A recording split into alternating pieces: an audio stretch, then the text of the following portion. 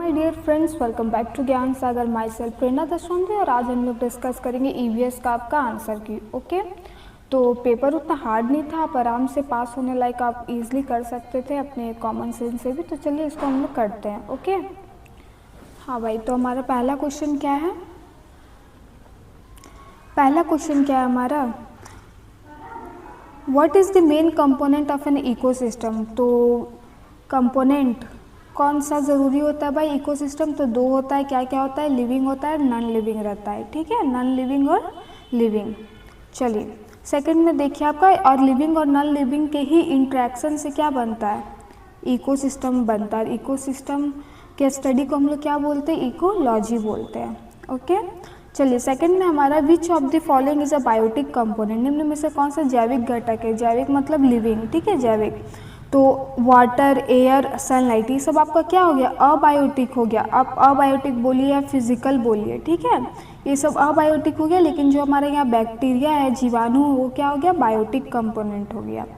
फिर थर्ड में देखिए, मनुष्य मुख्य रूप से पर्यावरण पर निर्भर करता है। तो क्यों करता है भाई? तो शेल्टर ओनली, केवल आवास के लिए, या फिर बस खाने के लिए, या फिर एंटरटेनमेंट। तो हमारा क्या हो जाएगा? Resource and life support. ये हमें क्या करती है? संसाधन देती है। संसाधन देने के बाद क्या करती है? हमारे लाइफ को वो सपोर्ट करती है कि नहीं, जीवन को समर्थन देती है। ठीक है, चार में देखिए, which gas is essential for respiration. श्वसन के लिए कौन सी गैस आवश्यक है? तो हमारा ऑक्सीजन हो गया।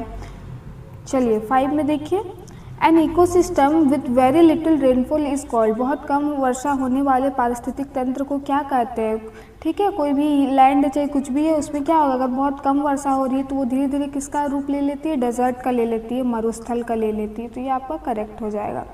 सिक्स में देखिए, विच of the following is a renewable resource. तो रिन्यूएबल सोर्स क्या है भाई, जिसको हम लोग रिन्यू कर सकते हैं? तो कोल, पेट्रोलियम, नेचुरल गैस, ये सब क्या हमारा लिमिटेड है। ठीक है, जो कि हमें ध्यान में रखते हुए एक सस्टेनेबल डेवलपमेंट में होता है, उस अपने यूज़ करना है। लेकिन ये सोलर एनर्जी हमारे पास क्या है? बहुत है, इसको हम लोग रिन्यू भी कर सकते हैं। ठीक है, चलिए सेवन में देखिए, प्राकृतिक संसाधनों के अत्यधिक उपयोग से होता है। क्या होता है भाई? क्या होता है हमारा? तो एक सेकेंड, तो रिसोर्स डिप्लेशन हो जाता है। संसाधनों का क्या होता है? क्षय होता है, अगर हम अत्यधिक यूज़ करें अपना। ठीक है, 8 में देखिए, सस्टेनेबल डेवलपमेंट में सतत विकास का क्या अर्थ है? तो सतत विकास का क्या अर्थ है भाई? ऑप्शन ए है फास्ट इंडस्ट्रियल ग्रोथ, तो ये नहीं होगा। Use of resources without concern, नहीं, कंसर्न के साथ ही तो हमें यूज़ करना है कि नहीं, तो ये भी गलत हो जाएगा। ठीक है, फिर क्या है? डेवलपमेंट विदाउट हार्मिंग फ्यूचर, या फिर स्टॉपिंग डेवलपमेंट। तो ये हमारे क्या हो जाएगा? ये हमारे, ठीक है, भविष्य की ज़रूरतों को नुकसान पहुंचाए बिना विकास। जो हमारे भविष्य, जो हमारे आने वाली पीढ़ी है, जो भविष्य है, उनका भी पूर्ति हो सके उतना ही हमें क्या करना है अभी, उसी हिसाब से हमें यूज़ करना है अभी कि, ताकि वो उनको दिक्कत ना हो। उसी को क्या बोला जाता है? सस्टेनेबल डेवलपमेंट, जो अचीव करने का क्या है? 2035 में। ये प्रीवियस वीडियो में भी हम लोग बात किए थे इस पर। ठीक है, फिर देखिए 9 नंबर में हमारा बायोडाइवर्सिटी रिफर्स टू। तो बायोडाइवर्सिटी रिफर्स क्या है भाई? तो बस प्लांट ओनली नहीं भाई, बस प्लांट नहीं होगा, बस एनिमल भी नहीं होगा। क्या होगा हमारा? Variety of life forms. ठीक है, चाहे वो एनिमल हो या फिर प्लांट हो। ठीक है, चलिए 10 में देखिए, which ecosystem has the highest biodiversity. तो किसके पास हाई डाइवर्सिटी रहता है? जैव विविधता अधिक होती है। तो जो हमारे ट्रॉपिकल रेन फॉरेस्ट है, उसमें कटिबंधीय वर्षावन में। ठीक है, फिर 11th में देखिए आप, लॉस ऑफ बायोडाइवर्सिटी अफेक्ट्स। तो जैव विविधता की हानि किसे प्रभावित करती है? तो फूड चेन को करेगी, इकोसिस्टम स्टेबिलिटी को करेगी, ह्यूमन सर्वाइवल करेगी। दैट मीन ये हमारा क्या हो जाएगा? ऑल ऑफ दी एबव हो जाएगा। होप आप सब ने ऑल ऑफ दी एबव ही किया हुआ है कि नहीं? सब आता है इसमें। फूड चेन भी आता है कि प्राइमरी, जो प्राथमिक प्रोड्यूसर को कौन खाता है? सेकेंडरी खाता है, सेकेंडरी को टर्सरी खाता है ना? तो वही है फूड चेन, इकोसिस्टम, तो आप समझते ही। चलिए अब हम लोग क्या करेंगे ना, 12 करेंगे और 18 करेंगे, इस तरह में ना, फिर मतलब दिक्कत नहीं होगा। वैसे भी बस आप लोग को आंसर अपना मिलाना ही है, तो होप कोई दिक्कत नहीं होना चाहिए। ओके, चलिए 12th में देखिए, विच एक्टिविटी कॉजेज डिफॉरेस्टेशन, तो वनों की कटाई किससे होती है, तो urbanization, wildlife protection, rainfall. तो हमारा क्या हो जाएगा, अफॉरेस्टेशन तो नहीं होगा, वन की करण, यहाँ पे क्या होगा, अर्बनाइजेशन, शहरीकरण। हम जब उसमें शहर में तब्दील करने का कोशिश करते हैं तब पेड़ों की बहुत ज़्यादा कटाई करते हैं, वनों की कटाई करते हैं, ठीक है। तो ये हमारा क्या हो जाएगा, अर्बनाइजेशन। फिर देखिए 18 में देखिए excess use of fertilizers leads to, उर्वरकों के अत्यधिक उपयोग से, ऐसा क्या ज़्यादा हम फर्टिलाइज़र दे देंगे तो क्या ज़्यादा उसमें मिट्टी में ये बढ़ जाएगी, नहीं, वो एक सीमित तक आपको बहुत ज़्यादा प्रोडक्टिविटी देगी, लेकिन उत्पादन देगी, लेकिन क्या करेगी, वाटर पॉल्यूशन करेगी। कैसे वाटर, भाई फर्टिलाइज़र और वाटर पॉल्यूशन का क्या तालमेल है, हमको समझ में नहीं आया। देखिए आप अपनी मिट्टी में आप फर्टिलाइज़र दे रहे हो, वो क्या करेगी, वर्षा के टाइम क्या करेगी, बह के कोई जाएगा, कोई तालाब में जाएगा, तो क्या होगा, वाटर क्या होगा, पॉल्यूट होगा, ठीक है। चलिए नेक्स्ट क्वेश्चन क्या है हमारे कि air pollution mainly affects to, 13 number में एयर पॉल्यूशन किसको सबसे ज़्यादा अफेक्ट करता है, सॉइल, वाटर, ये सबको तो करता ही है, लेकिन धीरे धीरे करता है, लेकिन ह्यूमन हेल्थ को क्या करता है, सबसे ज़्यादा प्रभावी करता है, ठीक है, प्रभावित करता है। 19 में देखिए which practice helps in resource conservation, संसाधन संरक्षण में कौन सा अभ्यास सहायक है, तो हमें क्या करना चाहिए, रिसाइकल करना चाहिए, ठीक है, रिसाइकलिंग। 14 में देखिए विच पॉल्यूटेंट कॉज रेस्पिरेटरी डिजीज, कौन सा प्रदूषक श्वसन रोग पैदा करता है, तो हमारा क्या हो जाएगा यहाँ पे, स्मोक, ठीक है, आंसर में। 20 में क्या हो जाएगा, human health is directly linked with, तो ह्यूमन का हेल्थ डायरेक्टली किससे लिंक है भाई, तो इन्वायरमेंट से। अगर हमारा इन्वायरमेंट हेल्दी है तो हम भी डायरेक्ट इनडायरेक्ट क्या होंगे, हेल्दी ही होंगे, ठीक है। 15 में देखो 15 में है water pollution is mainly caused, जल प्रदूषण मुख्य रूप किससे होता है, तो हमारा इसमें क्या हो जाएगा, इंडस्ट्रियल वेस्ट से, ठीक है, जो हमारा इंडस्ट्रियलाइजेशन होता है, कोई भी इंडस्ट्री रहता है तो उसमें क्या होता है, उससे तो कोई ना कोई वेस्ट तो ज़रूर निकलेगा, कोई ना कोई केमिकल ज़रूर निकलेगा, वो क्या करेगा, हो सकता है कि किसी सामने नदी में उसको बहा दिया गया वो गंदे पानी को, केमिकल को, तो इससे क्या होगा, वाटर पॉल्यूट होता है, ठीक है। चलिए और हमारा 21 देखिए which gas causes global warming, तो ये हमारा क्या हो जाएगा, कार्बन डाइऑक्साइड हो जाएगा।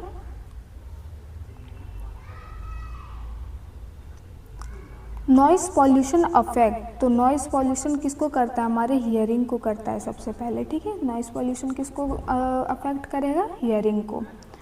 फिर हमारा 22 नंबर में ओवर पॉपुलेशन लीड्स टू, तो ओवर पॉपुलेशन से क्या हो जाएगा हमारा यहाँ पे, resource conservation, environmental stress, biodiversity increases, या पॉल्यूशन कंट्रोल होगा, तो इसमें हमारा इन्वायरमेंटल स्ट्रेस बढ़ जाएगा। 17 देखिए which disease caused by polluted water, तो पॉल्यूटेड वाटर से क्या होता है, हमारा कॉलेरा होता है, जो कि वाटर बॉर्न डिजीज है कि नहीं। 23 में देखिए विच of the following is a natural ecosystem, तो कौन सा हमारा नेचुरल इकोसिस्टम है हमारा, तो क्या होगा, हमारा फॉरेस्ट होगा, ठीक है, क्या होगा, फॉरेस्ट होगा। देखिए यहाँ बच्चा पहले एक्वेरियम ये किया तो ये क्या आर्टिफिशियल है, ह्यूमन मेड है, हम लोग एक जगह मछली को संग्रह करते हैं कि नहीं, और उसको ये करते हैं। गार्डन का भी क्या, हम लोग उसको अपने से ही बोते हैं, चाहे कुछ भी करते हैं, उसको कटाई उटाई करते हैं गार्डन, लेकिन क्रॉप फील्डिंग भी खुद, लेकिन फॉरेस्ट क्या है, नेचुरल है, ओके। 24 देखिए the main M of sustainable development is, तो सतत विकास का मुख्य उद्देश्य क्या है, तो balance between development and environment, ये दोनों के बीच में क्या करना, बैलेंस पैदा करना, तभी हमारे अच्छा से चल पाएगा और अचीव कर पाएगा 35 तक। 30 में देखिए protecting the environment helps in, पर्यावरण की रक्षा करने में मदद मिलती है, क्या मिलती है, इकोनॉमिक लॉस, रिसोर्स डिप्लेशन या पॉपुलेशन इंक्रीज, तो हमारा क्या होगा, हेल्दी लाइफ मिलेगा, है कि नहीं। 25 में देखिए विच फैक्टर रिड्यूस बायोडाइवर्सिटी, तो कौन सा कारक के कारण जैव विविधता कम होता है, तो किसके कारण होता है, कंजर्वेशन से, पॉल्यूशन से, वाइल्ड लाइफ सेंचुरी से, या फॉरेस्ट्री, ये सब तो पॉजिटिव हो गया, लेकिन पॉल्यूशन से क्या होगा, रिड्यूस होगा, है कि नहीं। 31 देखिए विच component links living organism with the physical environment, कौन सा घटक जीवों को भौतिक पर्यावरण से जोड़ता है, तो कौन जोड़ेगा, कौन जोड़ेगा? हमारा एनर्जी का फ्लो। जैसे कि हमें एनर्जी का डेफिनेशन भी पता है, energy can neither be created not be destroyed, can only transfer from one body to another body. ना तो ऊर्जा को हम बना सकते हैं, ना ही उसको क्या कर सकते हैं, खंडन कर सकते हैं। इसको क्या कर सकते हैं, सिर्फ ट्रांसफ़र कर सकते हैं। तो वही एनर्जी का फ्लो होते रहता है। ओके 26 देखिए, soil pollution is mainly caused by. तो सॉइल पॉल्यूशन कैसे होगा हमारा? तो केमिकल वेस्ट से होगा, रेन वाटर से होगा, ऑक्सीजन से होगा, या सनलाइट। तो ऑक्सीजन और सनलाइट तो होगा ही नहीं, तो हमारा क्या आ जाएगा? सॉइल पॉल्यूशन भी क्यों होता है? हमारा केमिकल वेस्ट के कारण ही होता है। ठीक है, देखिए 32 देखिए, the term food web refers to. तो खाद्य जाल शब्द का क्या अर्थ है? तो क्या हो जाएगा हमारे? Interconnected food chain. जैसे हम लोग बताए थे कि पहले क्या होता है, प्राइमरी होता है, उसके बाद क्या होता है, सेकेंडरी होता है, फिर टर्सरी होता है। मेनली ये होता है, 4 वाला भी होता है। ठीक है, प्राइमरी में क्या आ गया? ग्रास वगैरह आ गया, घास फूस आ गया। ठीक है, सेकेंडरी में कौन आ गया? तो मान लीजिए हम लोग ह्यूमन आ गए। ठीक है, मान लेने बोल रहे, फिर इसमें क्या हो जाएगा? मान लीजिए टाइगर आ गया। अब हम लोग क्या करते हैं? प्रोड्यूसर को खाते हैं। अब टाइगर आके क्या करेगा? हमको खा जाएगा। तो इससे क्या है? बैलेंस बना हुआ, इंटरकनेक्टेड है। ठीक है, चलिए उसके बाद हमारा देखिए 27 नंबर में, which is an example of sustainable practice. सतत अभ्यास का उदाहरण कौन सा है? किससे कौन सा हम लोग बोल सकते हैं कि हाँ ये सतत अभ्यास का उदाहरण है? तो using plastic bags, rain water harvesting, burning fossil fuel या ट्री। तो हमारा क्या हो जाएगा? Rain water harvesting. अगर हम लोग जल को, वर्षा जल को बचाते हैं, संचय करते हैं, तो हम लोग किसका कर रहे हैं? सतत विकास का अभ्यास कर रहे हैं। ओके 33 में देखो, विच of the following is an abiotic factor. Abiotic मतलब मतलब क्या? Non living. ठीक है, तो फंगी, बैक्टीरिया, अलगी, सब क्या हमारा लिविंग हो गया। ये जो टेम्परेचर है वो हमारा क्या है? फिजिकल है। ठीक है, 28 में देखो बच्चा, इकोसिस्टम स्टेबिलिटी डिपेंड्स ऑन। तो इकोसिस्टम पारिस्थितिक तंत्र की स्थिरता, स्टेबिलिटी किस पे डिपेंड करती है? तो हमारे क्या हो जाएगा यहाँ पे? बायोडाइवर्सिटी पे। ओके 34 देखो, human activities disturb ecosystem mainly through. तो ह्यूमन एक्टिविटीज़ क्या? मानव गतिविधियाँ पारिस्थितिक तंत्र को मुख्य रूप से कैसे प्रभावित करती है? जो हमारी एक्टिविटी है वो हम लोग कैसे इकोसिस्टम को बिगाड़ते हैं या कुछ करते हैं? तो कंजर्वेशन हो गया, पॉल्यूशन, एडप्शन या सक्सेशन। तो हम लोग क्या? पॉल्यूशन, प्रदूषण फैला के हम लोग क्या करते हैं? इकोसिस्टम को थोड़ा डिस्टर्ब कर देते हैं, अदरवाइज़ वो अपने चलेगा, आपको उसका ज़रूरत नहीं है। ठीक है, हम लोग को उसका ज़रूरत है।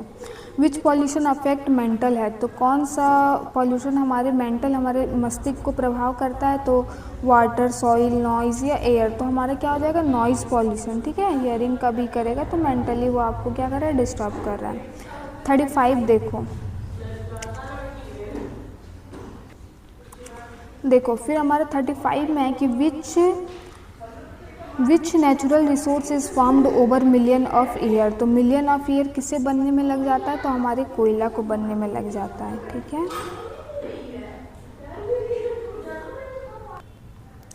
फिर देखिए हमारा है 36 नंबर के ओवर ग्रेजिंग रिजल्ट्स इन। अत्यधिक अगर हम चराई कर देंगे तो वहाँ पे क्या हो जाएगा? तो सॉइल इरोजन। सॉइल इरोजन पता है आप लोग को? मिट्टी में क्या आ जाती है? कटाव आ जाता है। ठीक है, 41 में देखो, प्रजातियों का विलुप्त होना मुख्यतः किस कारण होता है? तो हमारे क्या होता है? नेचुरल बैलेंस, कंजर्वेशन या माइग्रेशन। तो इसमें क्या होता है? Habitat loss. ठीक है, आवास हानि। ओके अगर उसके आवास में कुछ ये होता है तो हम क्या करते हैं? उस हैबिटाट को लॉस कर देते हैं। जैसे आपका था साइलेंट वैली, जो आपका था 1936 में शायद या 73 में आया हुआ था। तो वो क्या था? अगर उसके हम वहाँ पे हाइड्रो इलेक्ट्रिक पावर को अगर बैठा देते तो क्या होता है? हैबिटाट लॉस हो जाता है कि नहीं? चलिए, तो उससे विलुप्त होने का संभावना क्या होता है? बढ़ जाता।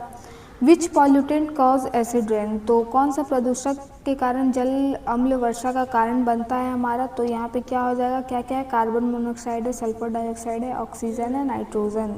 यहाँ पे हमारा क्या हो जाएगा? सल्फर डाइऑक्साइड हो जाएगा। ठीक है बच्चा, चलो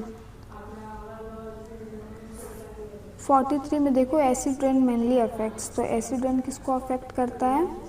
तो हमारा building and soil, wind flow, sunlight, air pressure. तो हमारा क्या आ जाएगा? बिल्डिंग एंड सॉइल, जिसका ताजमहल जीता जागता एक आपका एग्जाम्पल है। ओके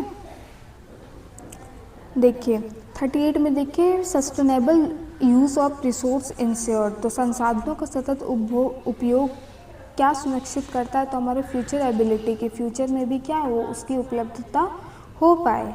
ओके 39 देखो, biodiversity is important because it, तो क्या है भाई, क्यों इम्पॉर्टेंट है हमारा, मेंटेनिंग इकोलॉजिकल बैलेंस। ओके 44 में which waste is non biodegradable, तो हमारा क्या है, प्लास्टिक हो जाएगा। ठीक है, ये क्या आता है जिसमें नॉन बायोडिग्रेडेबल में आता है। 10 में देखो, which region known as biodiversity hotspot, तो कौन सा रीजन जाना जाता है हमारा, ट्रॉपिकल रीजन। ठीक है, क्या हो जाएगा हमारा इसका, ट्रॉपिकल रीजन, जिसमें हम बोले भी थे कि इंडिया में कितना टोटल हॉटस्पॉट है, 4 है, तो उसका आपको ये करने के लिए आपको अगर याद होगा तो। चलिए 45 में देखो, improper waste disposal leads to, तो गलत कचरा निपटान से होता है, कैसे होता है, तो इससे क्या होगा, रोगों का प्रचार प्रसार होगा। ठीक है 46 में, which pollution affects aquatic life the most, तो कौन सा प्रदूषण है तो जल ही जीवन, जैसे मछली वगैरह जो होता है, ठीक है, तो उसको सबसे अधिक प्रभावित करता है, तो क्या होगा उन लोग के लिए, क्या होगा, वाटर पॉल्यूशन होगा, है ना। 47 में देखो, the main resource of urban air pollution is, शहरी वायु प्रदूषण का मुख्य कारण क्या है कि व्हीकल्स। ठीक है, इतना जो एक आदमी 70 को गाड़ी रखता है तो इसके कारण क्या हो जा रहा है, पॉल्यूशन बढ़ रहा है। 48 में देखो, which environment factor directly affects human health, तो हमारा क्या होगा, एयर का क्वालिटी। ठीक है, एयर का क्वालिटी बहुत अच्छा रहना ज़रूरी है, वो जल्दी हमें हार्म करता है। वैसे तो इन्वायरमेंट में सभी चीज़ें हमें डायरेक्ट इनडायरेक्ट सपोर्ट करती है, बट एयर क्वालिटी है जो वो क्या करती है, ज़्यादा प्रभाव डालती है। Okay, long term exposure to polluted air cause, प्रदूषित वायु के लंबे समय तक संपर्क से होता है, क्या होता है, तो हमारे लंग में डिजीज़ हो जाएगा। 50, which method helps in the pollution control, कौन सी विधि प्रदूषण नियंत्रण में सहायक होती है, तो हमें क्या करना चाहिए, इंडस्ट्रियल औद्योगिक निकास है, प्लास्टिक बर्निंग है, तो ये क्या हमें वनीकरण एफॉरेस्टेशन करना चाहिए। ठीक है, आप लोग बच्चे कमेंट करो कि आपका 50 में कितने मार्क्स बन रहे हैं। ओके 50 में कितने मार्क्स बन रहे हैं, और ये जिनका भी आपका है, ये जो PDF भेजे हैं वो उनका, जहाँ तक हम देखे हैं कि उनका सारा सही है लगभग। ठीक है, तो कांग्रेस टू हर। चलिए, आपका कितने नंबर बन रहे हैं अब जल्दी से आप कमेंट करो। Okay bye.